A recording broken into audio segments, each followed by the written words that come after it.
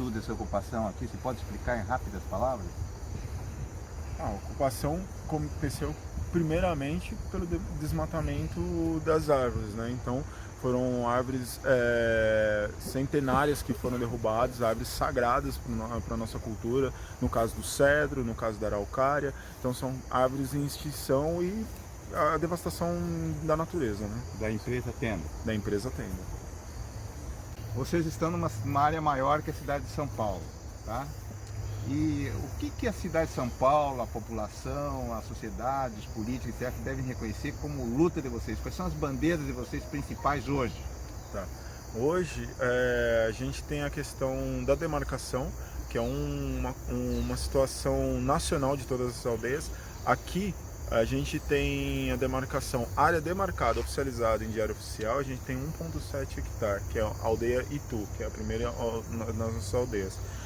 Totalizando no total, dentro da portaria declaratória das últimas lutas, a gente conseguiu 532 hectares, que é o total das 6 aldeias, mas isso falta a assinatura presidencial, então já a demarcação oficial, mas isso daí já é uma luta grande que a gente sabe que não tem como mexer, né? Então os 532 hectares. Muita gente fala que os índios ocupam muito espaço, mas qual o espaço necessário para o índio? Eu acho que o espaço é um espaço de consciência, que a gente fala. Eu entendo que o modo Guarani, o modo de vida Guarani, o Nhanderecó, é um modo de vida consciência com a natureza. Não existe diferença nossa com a natureza. Então, um índio, um indígena no caso, que é um termo mais correto, eu preciso desse um espaço para ter a minha residência, a minha horta.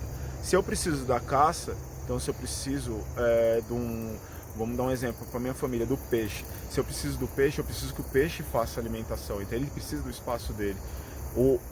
A ave que come o peixe precisa do espaço dele. A anta precisa do espaço dela. Então a gente precisa de todo o espaço da fauna e flora.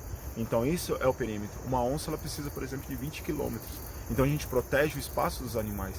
Então a gente protege a natureza. É essa a questão, não é o indígena que precisa de tanta terra, é a natureza que precisa. Então é o respeito e a consciência da natureza, que a gente sem árvore a gente não respira, a gente sem os animais, todo mundo ele tem a válvula de escape de fugir da cidade grande para poder ir para a praia, para poder ir para a mata, para poder descansar. Só que esquece que a gente precisa da árvore para respirar.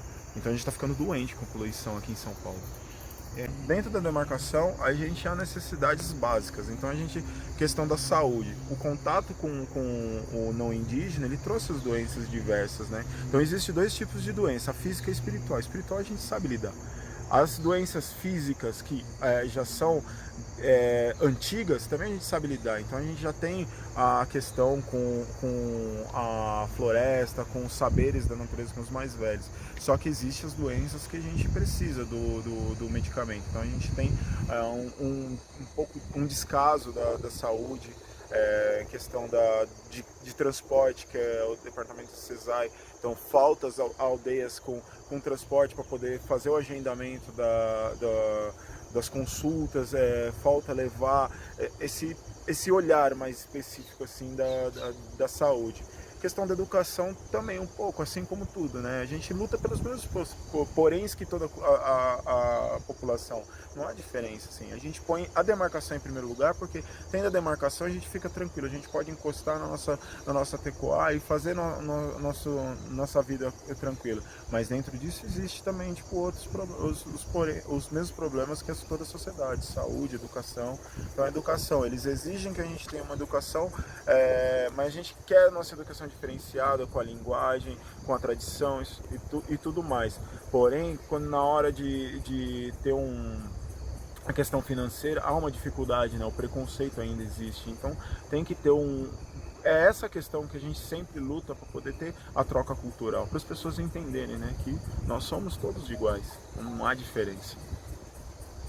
Como acontecem as visitas do final de semana para vocês? Então, as visitas nesse tempo, a gente está indo para o 3º final de semana, então a gente está fazendo programação no final da semana, em conjunto, né? Como a decisão da ocupação é tudo em conjunto, né? Todo mundo junto, a gente faz essas decisões.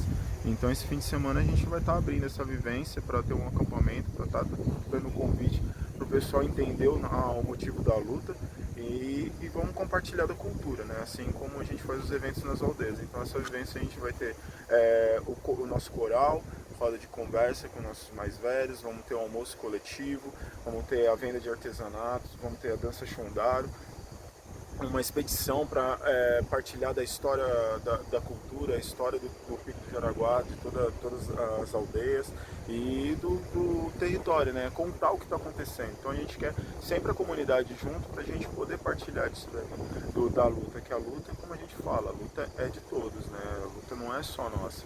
A gente está aqui para proteger, preservar e pela essa preservação, lógico que essa luta começou por ser do lado da aldeia, né?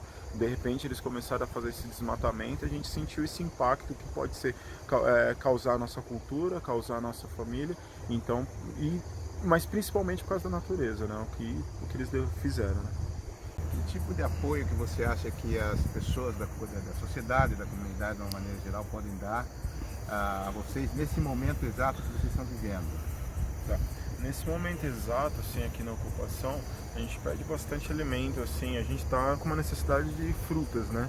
A gente recebe bastante doação comum, né, dos alimentos não perecíveis, bom, o decorrer do que está acontecendo, então frutas em geral, a gente come frutas diversas, e farinha de trigo, óleo também é de importância, né? Tem tudo isso daí que é importante.